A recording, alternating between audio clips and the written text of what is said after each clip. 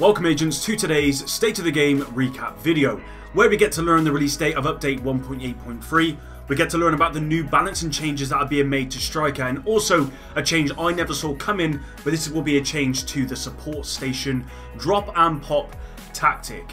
Now before we get into this video, if you never watched yesterday's video, I have released an exclusive line of apparel which you guys can get involved in and purchase if you want to.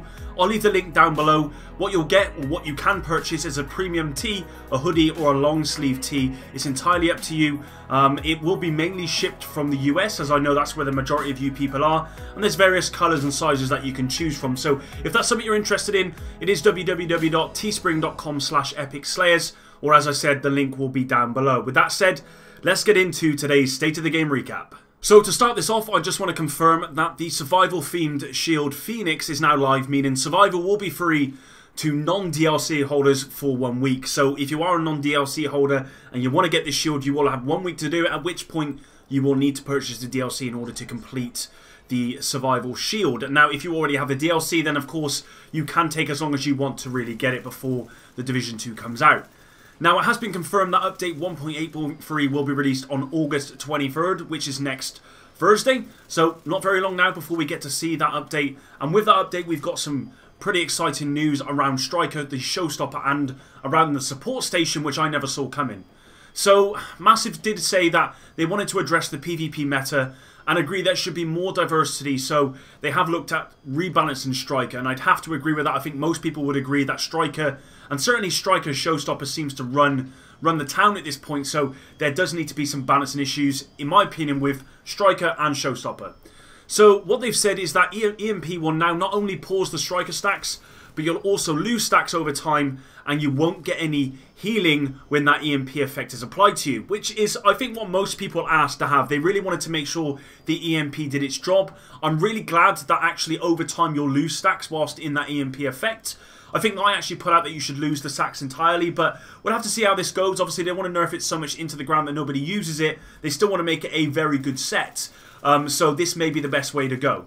Now, they've also reduced the healing rate as well when running classified strikers, and they've also changed the stacks as well. So each hit only adds 1 stack instead of 2, and only increase the bonus damage by 1%. And they've also said that unfortunately shotguns can still give you the 1 stack per pellet, meaning you will get 8 stacks per shot with the Showstopper. And what's great about this change, and I think everyone here is probably going to thumbs up this video at this point, is that these changes only apply to Last Stand, Skirmish and Dark Zone, meaning these changes don't apply to PvE. And Massive have been very honest about this. They've said that they listened to the community and they only wanted to make changes that affect PvP rather than PvE. My question at this point is, why have they not done this before?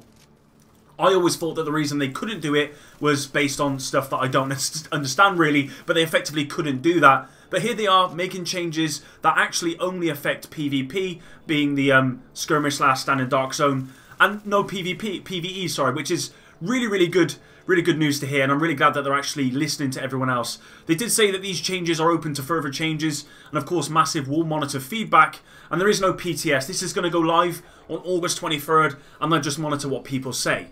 Now they went on to talk about Showstopper and the bug fixes they've made. They fixed the auto-aiming bug finally on the Showstopper, so no longer will we have to sort of auto-aim pop shot like you used to with the Showstopper.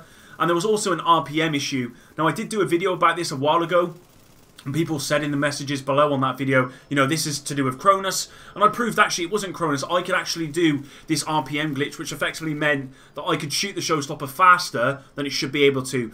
And they've addressed that. They've amended that. They said that it will sound like you are still doing that, but it actually will only shoot at the intended RPM for that weapon. Now, lastly, they did confirm a change to the support station, which I never saw coming, and I actually think this is a really good change.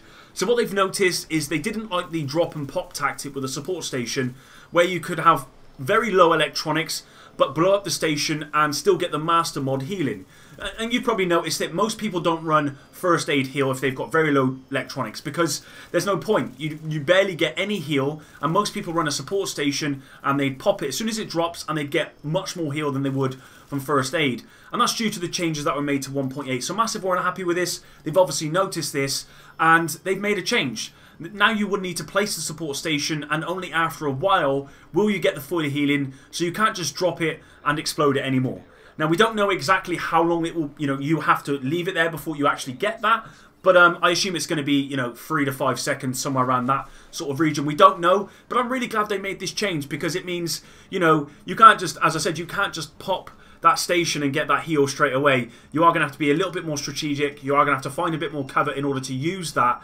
And I think that adds to the PvP. It also means that PvP in general will be faster, time to kill, in a sense, because people won't be automatically regenerating their health because they've got this station. It does mean that people are going to have to stand in those stations, and it's likely that those stations are going to have low electronics. They're not going to heal very well, and they're going to drop much quicker. And I'm glad that actually it means PvP will be more fast-paced, and you'll be able to drop people quicker. There you go, guys. That was mainly the recap for today. I'm really happy with all the changes, really happy with Striker, really happy with Showstopper, and very happy with the support station. Leave your comments down below and let me know what you think of those changes. As I said at the start of the video, if you are interested in some of my exclusive apparel, the link is in the description below. And with all that said, until the next one, Epic out.